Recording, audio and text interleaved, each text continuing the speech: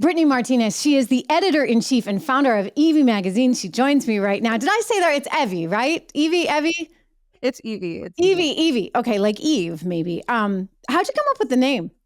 Well, the other names that we wanted were trademarked. And it's kind of a long story. I'm not gonna talk about it what it is yet. But I mean, if you look kind of in old mythology, there's Adam and Eve screwed over the world. So Evie's like the new Eve. Interesting. Well, it's great to have you here. Look, I know you and your husband as well, who's involved with the magazine well, and I actually am very proud that I was one of your first profiles early on, because when I heard about what you guys were trying to do, it really struck me as a fascinating project, an interesting project, a beautiful one. I mean, if you go to your website, it's just extraordinary. It's gorgeous.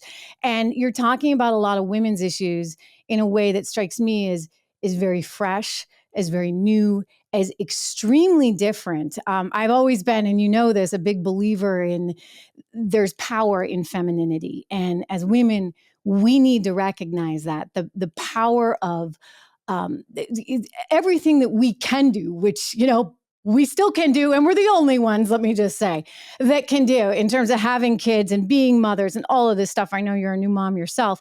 Look, I mean, being a woman is wonderful, but somehow that gets lost in this culture right now. And what you guys are trying to do is celebrate that in new ways. So I commend you for that. And I'm sorry to see the mainstream media.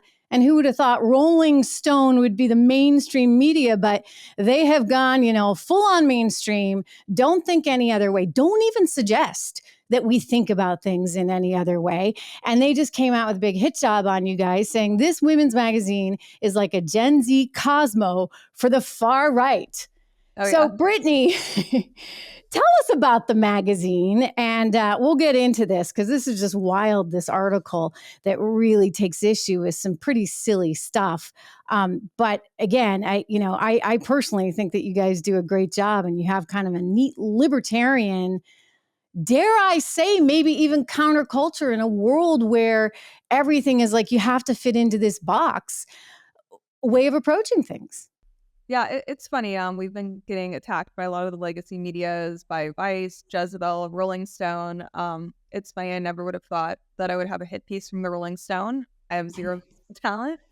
But the editor-in-chief now, it's funny, a few years ago, his friend got raided by the FBI for child pornography, and he conveniently left that out of the Rolling Stone article. So I think it's been taken over by some shady people. And like I said, like the last decade, their biggest hits were the fake Duke Cross story and putting the suspected Boston bomber on the cover of their magazine. So, yeah, I mean, look, Rolling Stone, I just find it amazing that a magazine that once prided itself on being able to write about anything, prided itself on free speech. My good friend, now deceased, PJ O'Rourke, whom I used to work with, was actually their foreign correspondent for a time. And PJ was, very much about individual rights and free speech and all these good things that I know you care about too.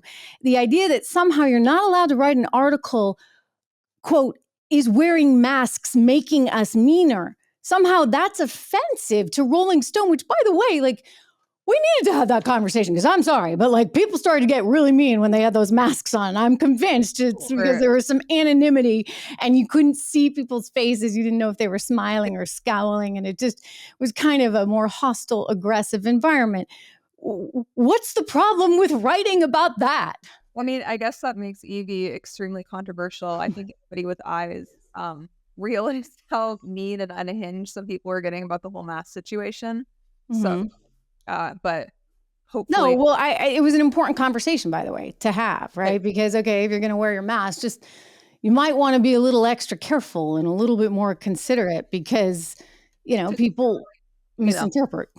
Yeah. This author goes on, and her name is E.J. Dixon, and she believes somehow that you were trying to come at this quote unquote culture war and convert people and do so very slyly and do so in a very different way, complete with lots of pink and nice colors and lip gloss. And apparently I guess if you have a different value system, you're not allowed to like lip gloss and pink stuff. I mean, I don't know. Yeah. I mean, you know, for years, women have been sold this lie by progressive media sources. Oh, sleep around, do hookup culture, don't worry about family and kids, all this stuff. And now, like, women are more miserable than ever. So we're like, hey, like, do you want to be successful in your career? Like, here's how you can do that. If you want to start a family, here's how you can do it. We're never going to encourage orgies or cheating on your spouse or whatever that women's magazines have talked about for decades. So we are counterculture in that way. But I mean, I didn't think that was extreme, but apparently now it is. Yeah. Well, look, I mean, I've told you before because we know each other, going back a few years. I mean, I've always considered myself very independent, almost Mhm. libertarian in some ways, although I'm probably too hawkish to be libertarian. But like I want to give everyone a fair shake, and I want to look at all sides of an issue. And it's one of the reasons why I like what you guys are doing, because some of it feels more conservative maybe than me. Some of it feels way too liberal for me. But I know that I'm going to have an in-depth piece that's going to raise questions that otherwise maybe I'm not going to see in the traditional media sources. And one of the most important things I do think for women is valuing ourselves, right? And part of valuing yourself means knowing that you want to have a happy life, and what are the tickets to sort of getting there? How do you do that? How do you engineer that for yourself? And I think that's been a big part of what you've been trying to empower, whether you want to be a full-time stay-at-home mom, whether you want to be CEO, an editor-in-chief of a magazine as you are, and a mom, or whether you want to go into politics and become the next president of the United States. I mean, to me, it should just be about saying, okay, like, Yeah, let's help you get there. yeah, I mean that was the plan. And in the beginning we talked about side effects of the birth control pill. We talked about embracing your feminine nature. And now since TikTok's come on, they've kind of taken all the things we've been talking about and said, hey, like, I've had issues with birth control too.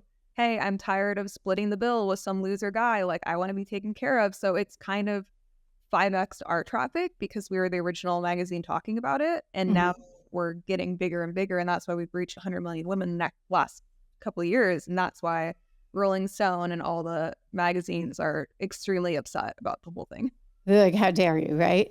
Yeah. So the idea here is like somehow they're issuing this as a warning, or are they trying to tell advertisers, oh, don't advertise there because their values are not what ours are. They don't, have the same appreciation for the orgies. I'm not really sure what the whole point was of it. They had like one freelancer who wrote one article for us years ago, and then they had another freelancer who was actually super Republican, who said that we had an agenda, which was kind of funny. Because I know who was telling her what, but yeah,